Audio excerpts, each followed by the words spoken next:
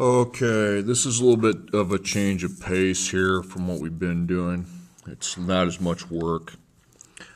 What I want you to do is find the average of these numbers. Let's say I get these 5 test scores. What's the average? Well, the first off, you set up a ratio line. And how many test scores do I have? 1, 2, 3, 4, 5. You're going to put 5 on the bottom. Okay, put equals. And so we add then all of them up. We add 75 plus 95 plus 80 plus 78 plus 82. And I get a total of 408. And then I divide 408 by 5. 81.6, okay, is your average. Okay, now that's pretty easy. You just add them up, divide by how many there are. Now, in the next part, though, and I'm gonna do these 3 as examples. You're gonna do the 2 on the back on your own. Okay. Now, what we have here is the mean means the average. If you want to cross that out and put average, that's fine if that makes more sense to you. My job is to find the missing value, the x. Okay, I got to find what the x equals. So here's what we do. We make our line, put equals. Now, how many numbers are there? Include the x. 1, 2, 3, 4, 5. Okay, so there's 5 numbers. And what we're going to do is add the ones that we know. We're going to take 14 plus 8 plus 16 plus 14. Gives me 52. So we put 52 plus x because we didn't know x. Okay, now we know that actually the average is 20. Okay, so it's equal to 20. And now that allows me to solve for x. Okay. Get rid of this dumb 5 here. Now, if I want a 5 out of the bottom, okay, it's the opposite of division, so I cross it out and I multiply the number on the other side by 5. That's all you have to do. So you have 52 plus x. You might want to put a 1 there. And then I take 20 times 5. That's 100. Okay, dot your x, circle it.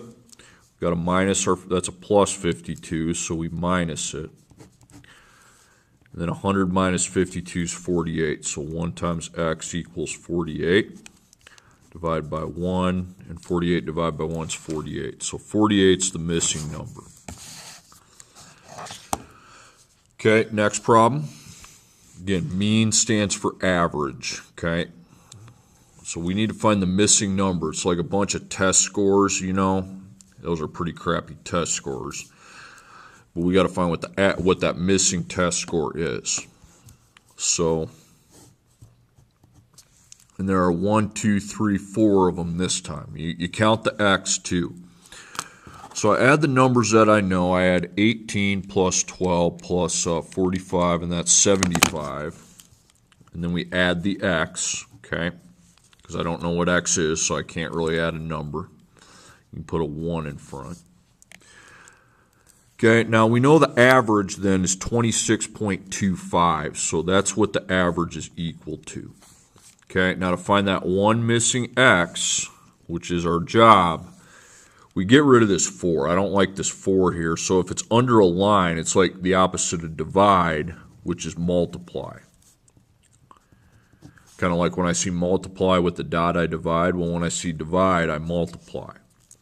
So I have 75 plus 1x. I don't have the fraction there anymore. Then I take 26.25 times 4, and I get 105. Okay, so I dot the x, circle it. We have a 75. It's like a positive, so I minus it. That's 30.